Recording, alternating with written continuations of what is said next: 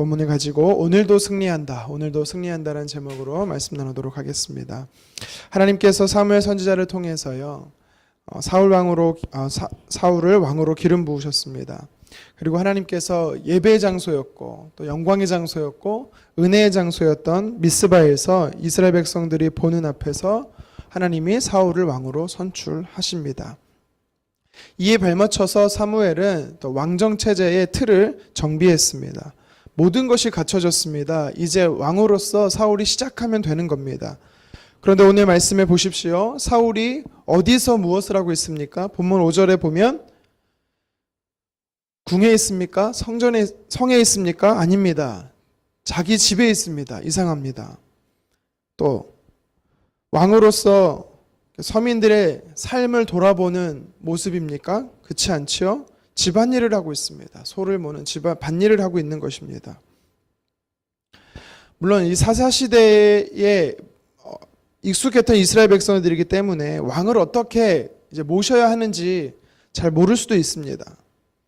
왕으로서 즉위식도 하지 못한 것을 보면 그런데 이 사울이 분명히 기름 부음 받고 또 왕으로 제비뽑기를 통해 왕으로 선출됐지만 이 즉위식도 못하는 걸 보면 아직 백성들은요 사울을 왕으로서 인정하지 못하고 있는 것을 보게 됩니다.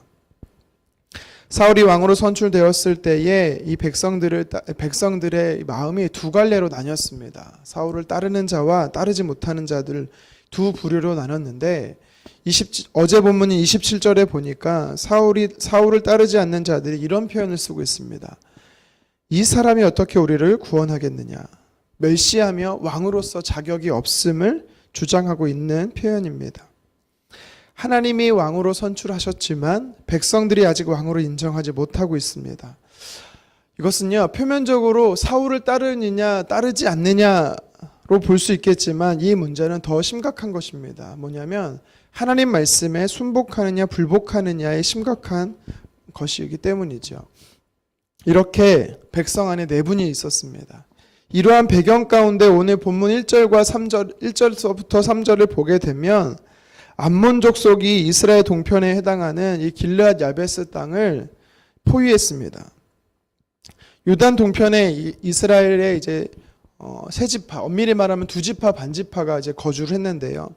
북쪽에서부터 므낫세의 반지파 그리고 갓지파 르우벤 지파가 이렇게 암몬을 경계로 하고 땅을 경계로 하며 살고 있었습니다. 오늘 왜 이 암몬이 쳐들어왔는지에 대해서 본문은 말하고 있지 않지만 이 사해사본에 보면 이 전쟁에 대한 배경이 나옵니다. 요단 동편에 있었던 르우벤과 갓지파와 전쟁이 일어나게 됐는데 이 전쟁을 통해서요 심각한 이 전투의 피해를 이 르우벤과 갓지파의 사람들이 겪었다라고 말합니다. 성경에 보면은 2절에 보니까 오른쪽 눈을 빼겠다라는 표현이 나오지 않습니까?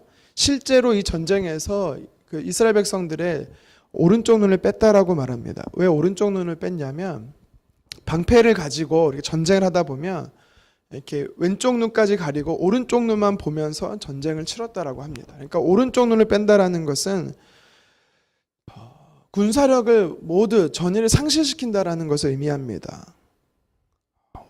자, 그러는 가운데 약 7,000명이 전쟁에서 약 7,000명이 도망을 가는데 어디로 도망가냐면 르우벤과 갓지파 땅이 아닌 므낫세 반지파 땅, 오늘 본문에 나오는 길르앗 야베스로 이 사람들이 도망갔다라는 것입니다. 이것을 알고 이 암몬 군사들이 길르앗 야베스를 포위한 것이죠. 자, 왕을 인정할 것이냐 인정하지 말 것이냐 이 내분에 휩싸여 있었는데 지금 거기다가 이 외부 세력이 이스라엘을 공격하고 있는 이 엎친 데 덮친 격인 상황에 이스라엘 백성들이 놓여 있는 것이었습니다.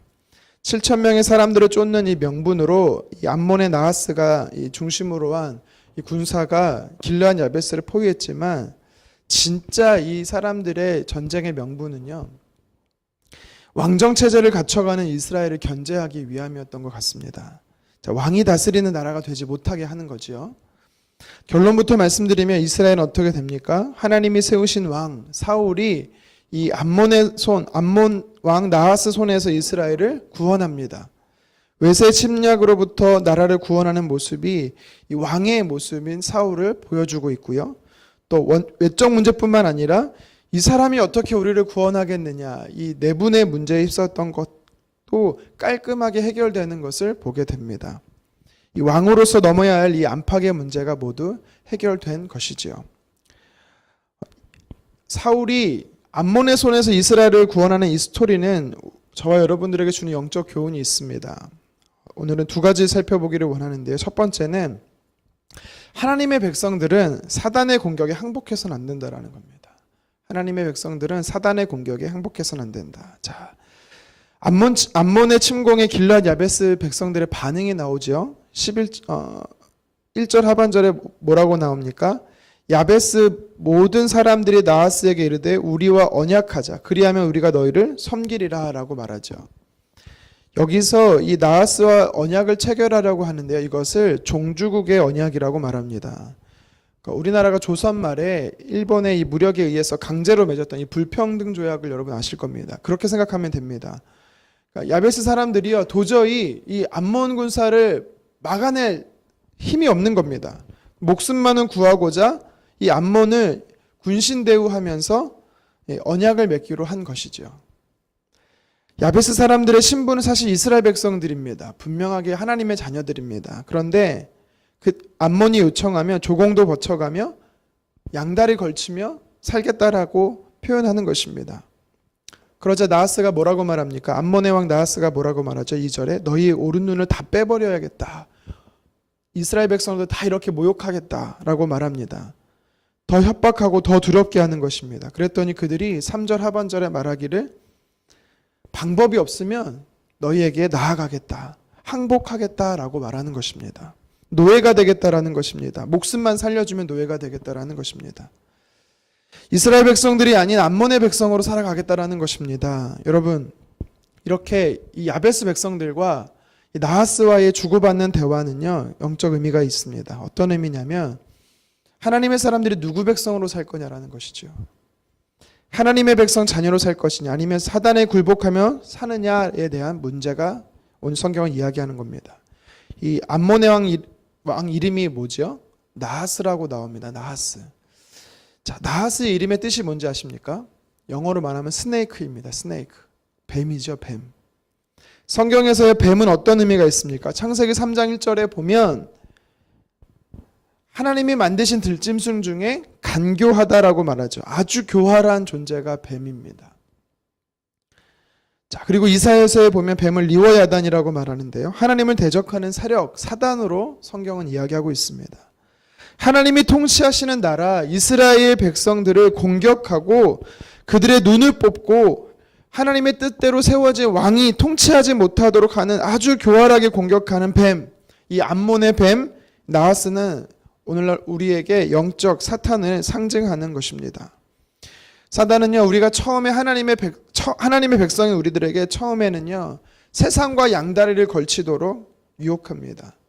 하지만 그것이 목적이 아니라 최종 목적이 그들은요, 노예 생활로 살게 하는 것입니다. 하나님의 백성답게 살지 못하게 하는 것이 사단의 전략이죠. 그렇기 때문에 하나님의 사람들은 절대 사단에게 항복해서는 안 되는 것입니다. 사단은 우리를 우는 사자처럼 삼켜버리려고 두렵게 공격합니다. 포위합니다. 우겨쌉니다. 다 설명할 수 없지만 어쩌면 우리 중에 욥과 같이 하나님을 잘 믿으면서도 물질의 어려움, 건강의 어려움, 자녀의 문제, 부부 간의 문제, 동료들 간의 문제, 이런 문제 가운데 우리가 어려움을 직면할 경우가 있습니다. 그런데요, 제가 사단의 세력을 무시하는 것은 아니지만 사단을 울부짖는 맹수라고 성경은 말하지만 성경은 실상 종이 호랑이, 종이 맹수라고 이야기를 합니다. 왜요? 야고보서 4장 7절에 보면 이런 표현이 있습니다. 그런즉 너희는 하나님께 복종할지어다. 마귀를 대적하라. 그리하면 너희를 피하리라. 여기서 피한다라는 것은 살짝 비껴간다 그런 의미가 아닙니다. 여기 피하다라는 뜻은 도망간다라는 뜻이 있습니다. 성경은 뭐라고 말합니까? 하나님의 백성은 사단을 대적하면 사단이 도망가게 되어 있다라는 것입니다. 전제 조건이 뭡니까? 하나님께 복종해야 되는 것입니다.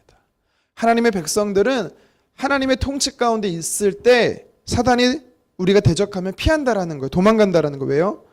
하나님의 백성은 사람이 싸우는 게 아니라 하나님께서 대신하여 싸우기 때문인 줄 믿습니다.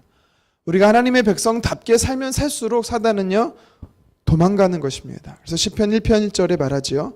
악인들의 꾀를 따르지 아니하며 죄인들의 길에 서지 아니하며 오만한 자들의 자리에 앉지 아니하고, 우리가 죄를 따르고 그 길에 서고 그것에 앉아버리면 우리는 사단이 기뻐하는 조공을 바치고 있는 것입니다. 죄를 짓는 것에 시작하여서 아예 노예로 살도록 우리는요 그렇게 빠져가게 되는 것입니다. 그래서 어떻게 합니까? 끊어버려야 되는 것입니다. 사단의 공격에 타협도 안 되고 항복해서도 안 되는 것입니다. 하나님께만 복종하고 예수님의 이름으로 대적하며 승리하는 저와 여러분 되었으면 좋겠습니다. 오늘 본문 말씀이 주는 두 번째 또 교훈이 있습니다. 그것이 뭐냐면 하나님의 백성들은 성령 충만을 통해 승리하라라는 것입니다. 성령 충만을 통해 승리하라. 우리 6절 말씀 함께 읽도록 하겠습니다. 시작. 사울이 이 말을 들을 때에 하나님의 영에게 크게 감동되매 그의 노가 크게 일어나. 아멘. 야베스 전령이요 이스라엘 모든 지파에게 소식을 전합니다. 이 소식을 들었던 사울이 어떤 반응을 오늘 본문에 반응을 보이고 있다라고 말합니까? 크게 노했다라고 말합니다. 크게 노했다. 거룩한 분노가 일어났다라는 것입니다. 이 전령이 야베스의 전령이 온 이스라엘 사람들에게 이 전령을 증거했음에도 불구하고 거룩한 분노를 가진 사람은 사울밖에 없었습니다. 사실 이 거룩한 분노를 어떻게 사울이 갖게 됐냐면 오늘 성경은요 성령이 크게 임했다라는 것입니다. 성령의 오늘날로 표현하면 성령의 충만함으로 거룩한 분노를 발산했다라는 것이죠. 사실 사울이 성령에 충만한 것은 첫 번째가 아니었습니다. 두 번째였습니다. 우리 며칠 전에 살펴본 10장 22절에 10장 20 아니죠. 10장 10절에 사울은 그때 이 왕으로서 기름 부음 받고 세 가지의 징표를 받지요. 세 가지 징표 중에 마지막 세 번째 징표가 뭐냐면 선지생들과 함께 예언하는 것, 성령의 충만을 받고 예언하는 것이었습니다. 사실 그는 10장 22절에 보면 왕으로서 선출되었을 때 진보다리에 숨어있을 정도로 겁많고 소심한 사람이었습니다. 그랬던 그가 하나님의 영, 성령에 충만하게 감동되니까 소심한 성격이 온데간도 없이 아무도 싸우려고 나가려고 하지 않는 이 전쟁에서요. 그는 강함과 용사처럼 나가는 모습을 우리는 볼 수가 있습니다.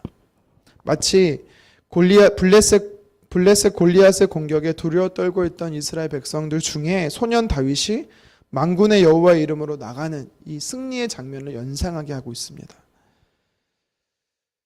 하나님의 성령에 충만했을 때 그가 예언을 했습니다. 그러나 충만이 늘 있지는 않았던 것 같습니다. 그랬더니 그는요 숨어 있었던 사람이었습니다. 하지만 다시 성령에 충만했더니 그는요 거룩한 분노를 내고 하나님의 일을 감당하는 것을 볼 수가 있습니다. 성경에 보면요 성령의 충만을 입었더니 강한 군사의 삶을 산다라고 이야기를 합니다. 성령 충만했던 7명을 초대교회 리더로 뽑았습니다. 성령에 충만했던 스데반 집사는 하늘의 보좌에 계신 하나님의 영광을 보았고 예수님 그 보좌 우편에 서 계신 예수님의 보았다라고 말합니다. 또 성령 충만했더니 예수님의 제자들이 담대하게 복음을 전했다라고 성경은 이야기합니다. 누구라도 성령 충만하지 않으면 그 일을 하나님의 일을 감당할 수 없는 것입니다. 성도는 성령이 충만해야만 하나님의 일을 감당할 수가 있습니다. 만일 누가 성령 없이 무엇을 하고자 한다면 그것은 실패하는 것입니다. 오히려 악한 결과만 낳게 되는 것이죠. 오늘 성경은요 저와 여러분들에게 하나님의 백성들에게 성령 충만을 날마다 사모하라라고 이야기를 하고 있습니다. 어제의 은혜로 오늘을 살 것이 아니라 어제의 충만이 아니라 오늘의 충만을 위해서 우리는 기도해야 되는 것입니다. 또한 오늘 가운데 오늘 우리에게 베풀어 주시는 하나님의 성령을 사모함으로 나아갔으면 좋겠습니다.